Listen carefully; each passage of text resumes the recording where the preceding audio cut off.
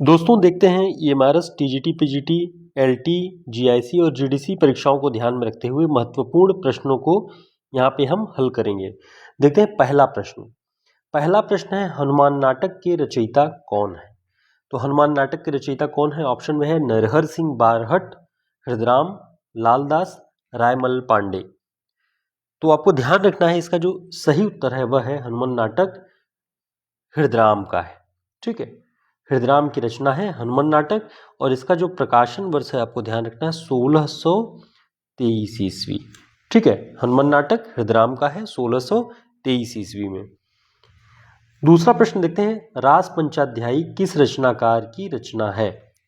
Option में है अग्रदास, सुंदरदास, नाभादास और नंददास।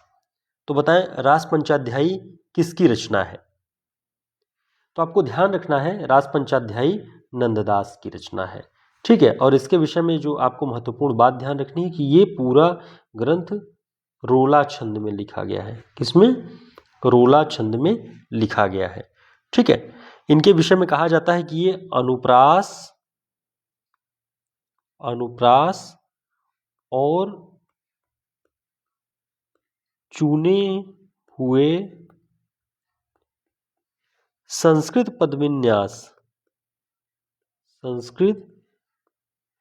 पदविन्यास की ओर अधिक ध्यान देते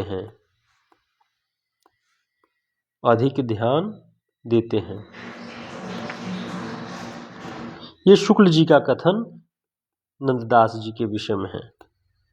ठीक है, कि ये संस्कृत पदविन्यास और अनुप्रास की ओर बहुत अधिक ध्यान देते हैं रास पंचाध्यायी के विषय में, ये आपको ध्यान रखना है। अगला प्रश्न देखते हैं। अगला प्रश्न है किस कवि को गढ़िया कवि कहा जाता है। ऑप्शन में है कृष्णदास, धर्मदास, नंददास, अग्रदास।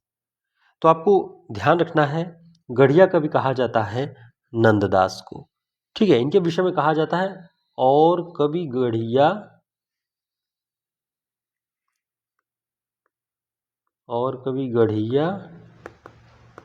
नंददास जड़िया। तो ये जड़िया कहा जाता है इन्हें, गढ़िया आप इसको बदल लीजिएगा, नंददास जी को जड़िया कवि कहा जाता है। ठीक है,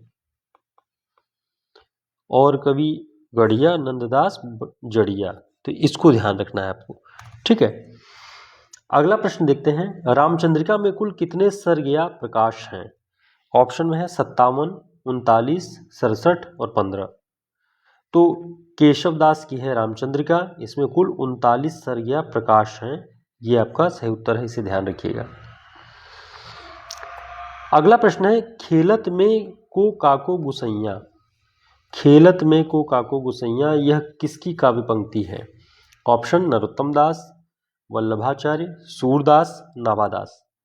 तो आपको ध्यान रखना है खेलत में को काको गुसैया ये सूरदास जी का कथन है। ठीक है, सूरदास जी की काव्य पंक्ति है, इसे आपको ध्यान रखना है। ठीक है, खेलत में को काको गुसैया जाति पाति हमते कछुनाही न बसत तुम्हारी छैया, ये सूरदास जी का कथन है, ध्यान रखेंगे। अगला प्रश्न है अलवार संतों की संख्या कितनी मानी जाती है। ऑप्शन 15, 8, 12, 17। तो क्या होगा इसका सही उत्तर? ध्यान रखना है अलवार संतों की संख्या 12 मानी गई है। ठीक है, अगला प्रश्न है राम भक्ति शाखा में रसिक भावना का समावेश करके अपना पंथ किसने चलाया। ऑप्शन में रामानंद, कबीरदास, तुलसीदास, अग्रदास। तो इसका सही उत्तर क्या है? ध्यान रखना इसका जो सही उत्तर है वह है अग्रदास। अग्रदास ने राम भक्ति शाखा में रसिक भावना का समावेश करके अपना पंथ चलाया, रसिक संप्रदाय नाम से। ठीक है, अगला प्रश्न है रामायण महानाटक के रचयिता कौन है। ऑप्शन में है सेनापति, आल्हाउदल, प्राणचंद चौहान, केशवदास। तो इसका सही उत्तर क्या है? इसका जो सही उत्तर है वह है प्राणचंद चौहान। रामायण महानाटक प्राणचंद चौहान ने लिखा है और इसका जो प्रकाशन वर्ष है इसको ध्यान रख लीजिएगा, रचना का वर्ष 1610 ईस्वी। ठीक है। 1610 में रामायण महानाटक लिखा गया प्राणचंद चौहान जी के द्वारा। अगला प्रश्न है सत्यवती कथा। सत्यवती कथा के रचनाकार कौन है? ऑप्शन माधवदास, ध्रुवदास, ईश्वरदास, लालदास। तो इसका सही उत्तर क्या है? ध्यान दीजिएगा, इसका जो सही उत्तर है वह है ईश्वरदास। सत्यवती कथा ईश्वरदास जी की रचना है। अब इसका जो रचना वर्ष है वो क्या है, इसे ध्यान रखिएगा, सन 1501 ईस्वी माना जाता है इसका रचना वर्ष सत्यवती कथा का। इनके विषय में कुछ और बातें ध्यान रख लीजिए आप कि भरत मिलाप नाम की इनकी एक रचना है। भरत मिलाप। और एक और रचना है बहुत प्रसिद्ध है, Angad page. Angad page, Bharat Milap, Angad page और सत्यवती कथा, इन तीनों को ध्यान में रखिएगा। ठीक है। अगला प्रश्न देखते हैं, विशिष्टाद्वैतवाद सिद्धांत के प्रवर्तक कौन है? तो विशिष्टाद्वैतवाद सिद्धांत के प्रवर्तक कौन है? ऑप्शन में है रामानंद, रामानुजाचार्य, शंकराचार्य, मध्वाचार्य। तो इसका सही उत्तर क्या होगा? इसका जो सही उत्तर है वह है रामानुजाचार्य। विशिष्टाद्वैतवाद जो है वो रामानुजाचार्य इसके प्रवर्तक हैं। ये बात आपको अच्छे से ध्यान रखना है। रामानुजाचार्य का जो जीवन काल रहा है उसे ध्यान रखिएगा, 1027 से 1137 तक इनका पूरा जीवन काल माना जाता है। यानी आज से 1500 वर्ष पहले रामानुजाचार्य जी ये क्या करते हैं कि भक्ति को प्रपत्तिवाद के माध्यम से, प्रपत्तिवाद का सिद्धांत दिया, भक्ति को प्रपत्तिवाद का सिद्धांत दिया हुआ है। तो ये सारी बातें आपको ध्यान रखनी है, बहुत महत्वपूर्ण है इन सभी में।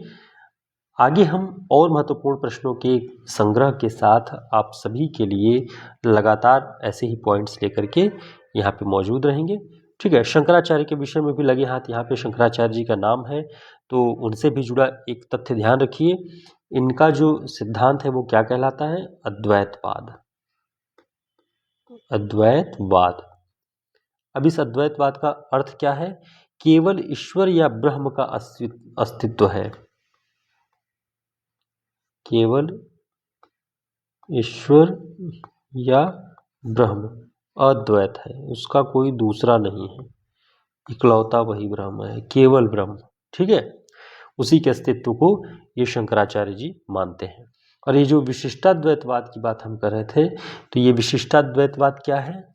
इसका अर्थ है ईश्वर के समान ही जीव और प्रकृति भी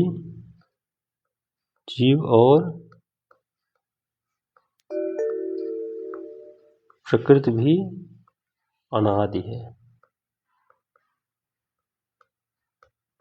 ठीक है।